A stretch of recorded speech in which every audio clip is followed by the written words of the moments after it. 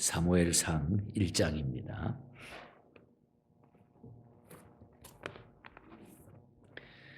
우리 9절부터 중간에 보겠습니다. 9절부터 18절까지 제가 봉독에 올립니다. 그들이 실로에서 먹고 마신 후에 한나가 일어나니 그때에 제사장 엘리는 여호와의 전 문설주 곁 의자에 앉아 있었더라.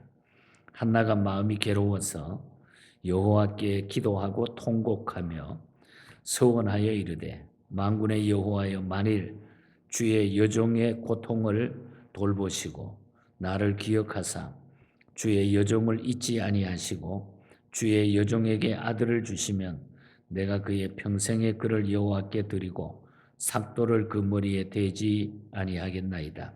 그가 여호와 앞에 오래 기도하는 동안에 엘리가 그의 입을 주목한즉 한나가 속으로 말하며 입술만 움직이고 음성은 들리지 아니하므로 엘리는 그가 취한 줄로 생각한지라. 엘리가 그에게 이르되 내가 언제까지 취하여 있겠느냐, 포도주를 끊으라 하니 한나가 대답하여 이르되 내 주여 그렇지 아니하니이다. 나는 마음이 슬픈 여자라. 포도주나 독주를 마신 것이 아니요 여호와 앞에 내 심정을 통한 것뿐이오니 당신의 여종을 악한 여자로 여기지 마옵소서. 내가 지금까지 말한 것은 나의 원통함과 격분됨이 많기 때문이다 하는지라. 엘리가 대답하여 이르되 평안히 가라. 이스라엘의 하나님이 내가 기도하여 구한 것을 허락하시기를 원하노라 하니 이르되 당신의 여종이 당신께 은혜 입기를 원하나이다 하고 가서 먹고 얼굴에 다시는 근심빛이 없더라. 아멘. 하나님의 큰 은혜가 함께 하시고 또 우리 사무엘서를 통해서 주시는 말씀이 우리에게 또 이 시대에 큰 도전과 또 우리의 삶에 힘이 되기를 간절히 바랍니다. 히브리 성경에 보면은 이 사무엘 상하가 한 권 성경으로 이렇게 기록이 되어 있는데 우리말 성경에는 사무엘 상과 하로 나누어서 기록을 하고 있는 것을 알게 됩니다. 또 이 성경 자체는 우리가 연도별로 봤을 때에 BC 한 930년 이후로 볼 수가 있습니다. 남북 왕조 분열을 암시하는 기록으로 볼 때 아마 솔로몬이 죽은 후에 기록되었을 가능성이 많다, 이렇게 우리 신학자들은 보고 있습니다. 그래서 연대를 한 1050년에서 931년경으로 추측을 하고 있는 것을 보게 됩니다. 그리고 이 사무엘상은 이스라엘이 언약 백성으로 태동될 때에, 즉 모세 때부터 사무엘에게 이르기까지 이어지온 신정체제가 이제 다 끝나고 이스라엘의 왕정체제가 수립되는 과정을 쭉 나타내고 있다는 겁니다. 이러한 의미에서 볼 때에 오늘 이 1장의 본장은 신정체제 하에서 이스라엘의 마지막 사사로서 이스라엘의 왕국이 태동되는데 산파 역할을 담당했던 마지막 사사이며 선지자인 사무엘의 출생에 관해서 1장에서 분명하게 언급하고 있는 것을 우리 1장에서 읽게 되는 거죠. 앞부분을 읽어드리지 못했습니다. 그래서 앞부분을 보면은 먼저 사무엘이 혈통적으로 레위 자손임을 증거하고 있는 것이 나타납니다. 1절에 보면은 쭉 나타납니다. 이는 그가 장차 이스라엘의 영적 지도자로 활약하는 데 신분적 하자가 없음을 의미하고 있기 때문이에요. 그래서 중요하다는 얘기입니다. 그리고 다음으로는 사무엘의 부친 엘가나가 나오는데 엘가나가 레위인으로서 하나님을 섬기는데 아주 경건하고 성실한 자였음을 보여줍니다. 3절 말씀을 보면 우리가 그것을 알 수가 있습니다. 그런데 이와 같이 경건한 제사장임에도 불구하고 이 사무엘 당시에 이 사사기 말년에 보면은 축적 행위를 했던 것을 볼 때에 이 사사시대 말기가 얼마나 도덕적으로 영적으로 암흑기였다는 것을 우리가 알 수가 있어요.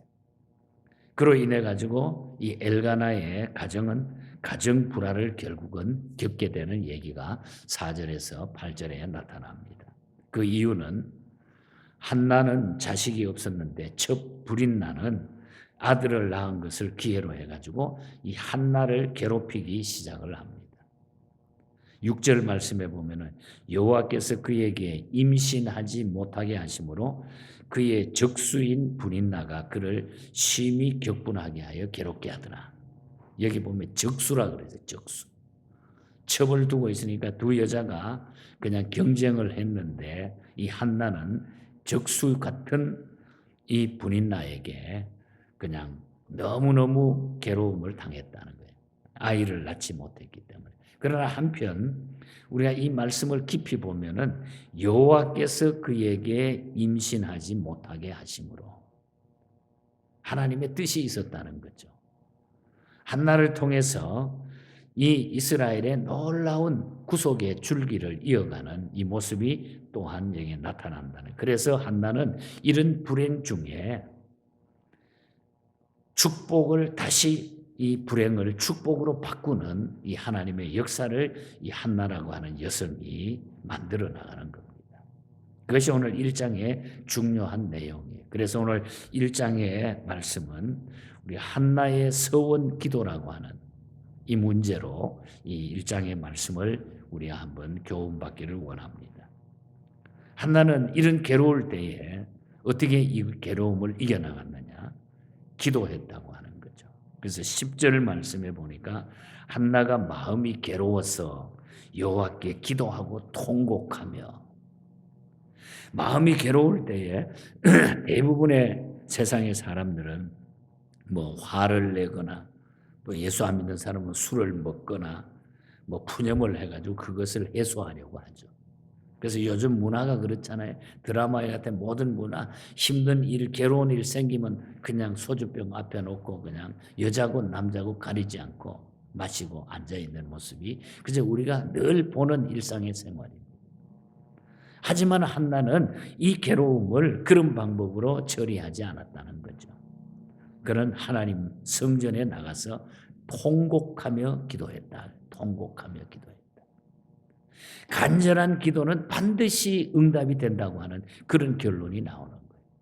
그래서 우리가 하나님 앞에 간절하게 이 괴로움을 하나님 앞에 통곡하는 그 기도는 하나님의 응답이 반드시 주어진다. 그녀가 얼마나 간절히 몸부림쳐 기도했으며 엘리 제사장이 보니까 꼭 술 취한 여자로 보였다는 거예요.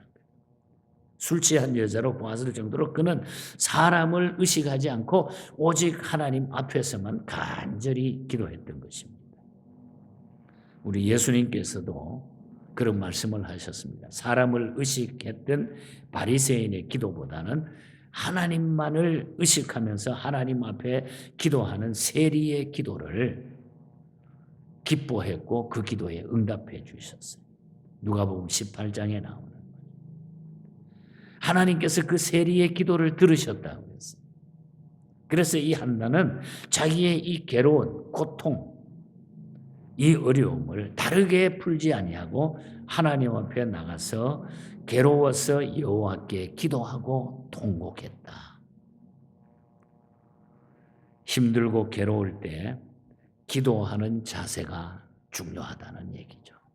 그래서 우리가 하나님 앞에 살아가면서 통로가 있다는 거예요. 기도라고 하는 통로. 힘들고 어려운 문제를 해결받을 수 있는 길이 있는 것이 얼마나 감사해요. 한나처럼 하나님 앞에 기도의 승리자가 꼭 될 수 있기를 축복합니다. 여러분. 제가 어릴 때 자랄 때 우리 맨 위에 큰 누님이 계세요. 지금 이제 매형은 88세에 그 장로님으로 계시다가 세상 뜨고 이제 지금은 누님 혼자 홀로 외롭게 사시는데 그때에 딸을 하나 낳았어요.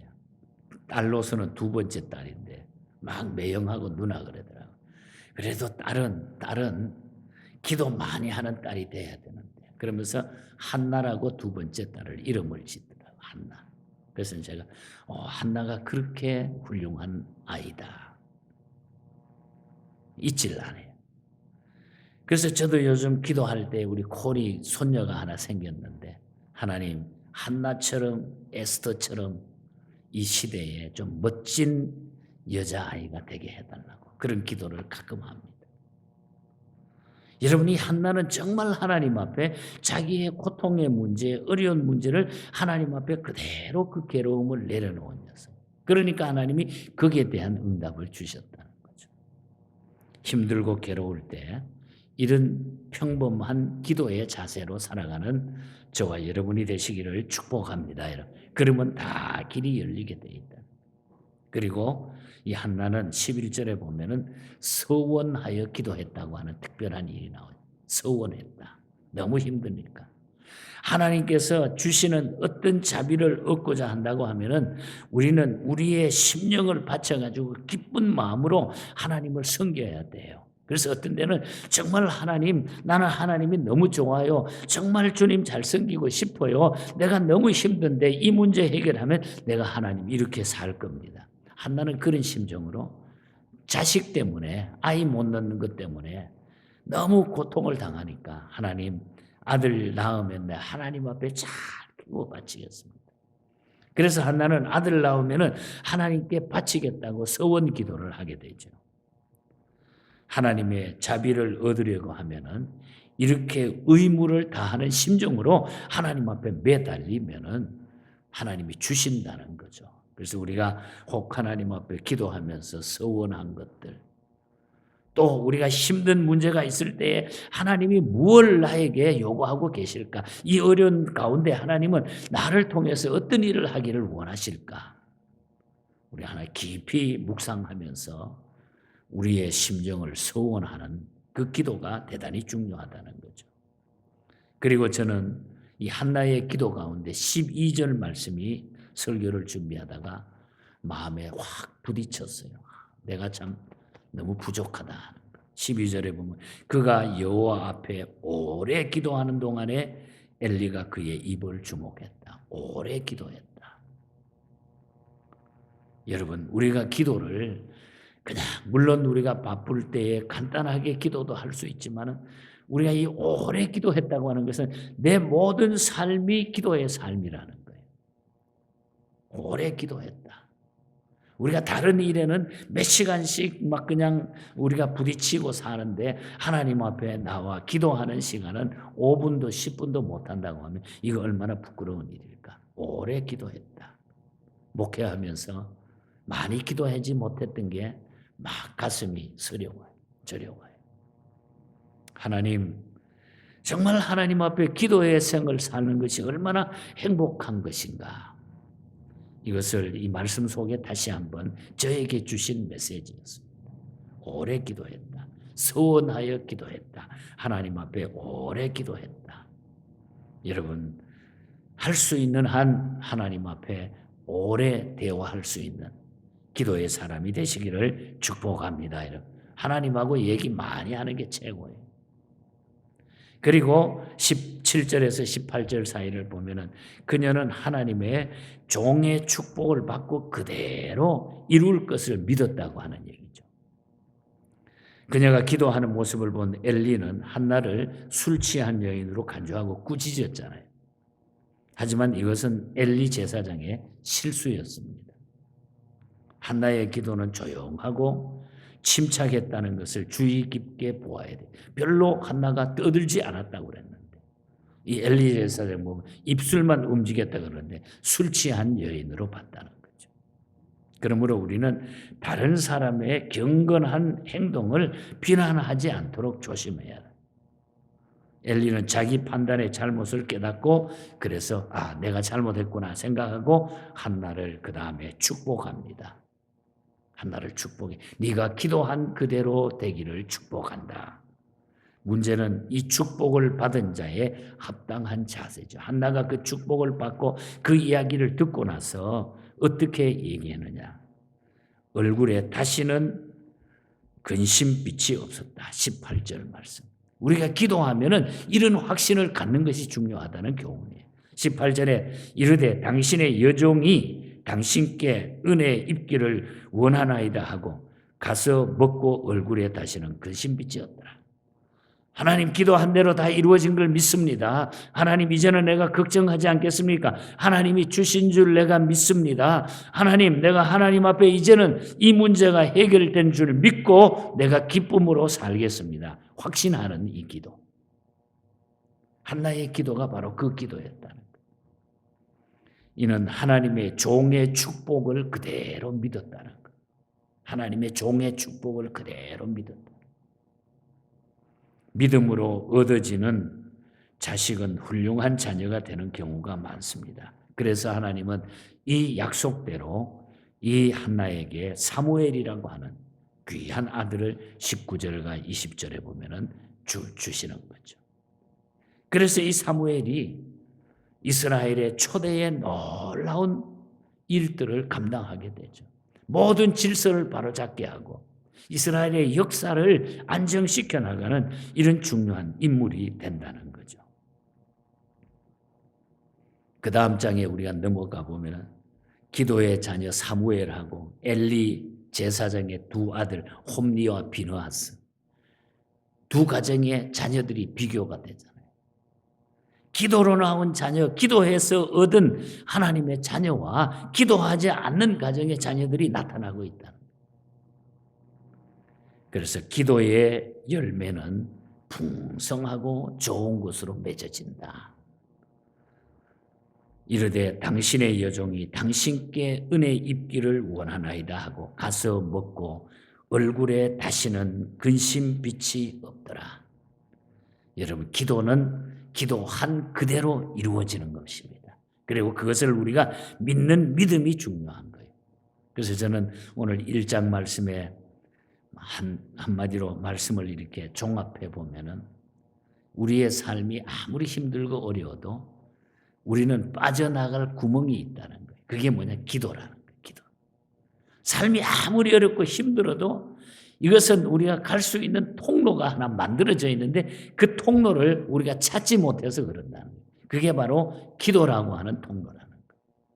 그래서 기도는 우리의 삶에 안전하게 갈 수 있는 통로고 하나님의 능력인 줄 믿습니다. 그리고 우리는 기도의 재미, 기도의 달콤함을 우리가 깨달아야 돼요. 기도 시간이 참 즐겁고 기쁘고 감사한 것을 깨달아야 돼요. 안 그러면 우리 기도하지 못해요. 막 억지로 하려고 하면 우리가 재미가 없어요. 윌리엄 윌포드라고 하는 분이 계십니다. 이분은 일생 동안 맹인으로 사셨다가 영국 교회의 맹인으로 목사님이 되셔가지고 일생 동안 멋지게 사역했던 그런 목사님입니다.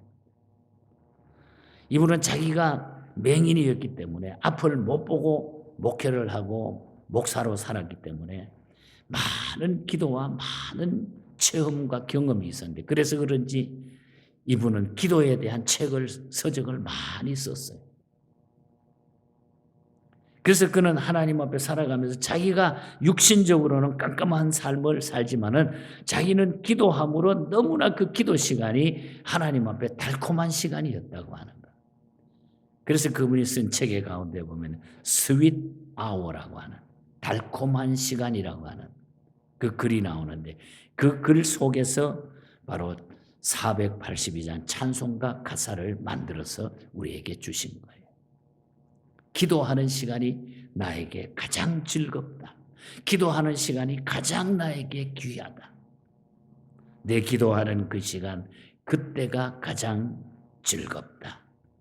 이 세상 근심 걱정에 얼매인 나를 부르사 내 진정 소원 주 앞에 낱낱이 아뢰어 큰 불행 당해 슬플 때 나 위로받게 하시네. 그러니까 그 시간 그때가 가장 즐겁고 그 시간 그때가 내게는 가장 귀하다. 가장 기쁘다. 기도는 바로 스윗 아워. 가장 달콤한 시간. 기도는 하나님이 우리에게 이렇게 선물로 주셨다는 거죠. 아일랜드 출신으로 우리 스크라이븐이라고 하는 우리 이분에 대한 이야기는 우리가 너무 잘 알잖아요.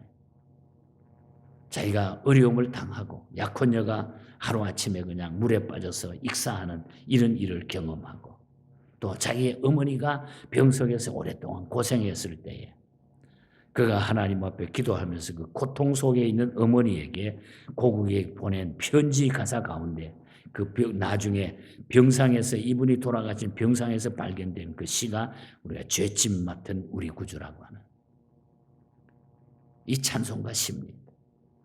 죄짐 맡은 우리 구주 어찌 좋은 친구인지 걱정 근심 무거운 짐 우리 주께 맡기세. 주께 고함 없는 고로 복을 얻지 못하네.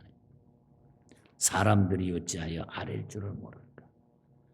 기도는 분명히 우리에게 sweet hour, 그리고 우리에게 주시는 하나님의 축복의 통로, 우리의 문제 해결의 길이라고 하는 것이 바로 기도라고 하는. 그래서 우리가 기도하는 일은 정말로 의무가 아니라 내 삶에 그냥 기쁨으로 드려야지 하는 기도라. 이 기도의 통로를 통해서 우리의 능력을 맛보게 되고 힘을 얻게 되고 우리의 삶에 기쁜 에너지를 우리가 만들어 나갈 수 있다는, 이것이 행복해지는 거예요. 우리 8월 달에 특별히 매일매일 기도해야 되지만은 8월 달에 이런 기도에 대한 문제들을 다시 한번 돌아보면서 왜 이렇게 좋은 힘과 무기와 능력의 길을 주셨는데 내가 이걸 그냥 녹슬게 만들어놔 그냥 지나갔을까?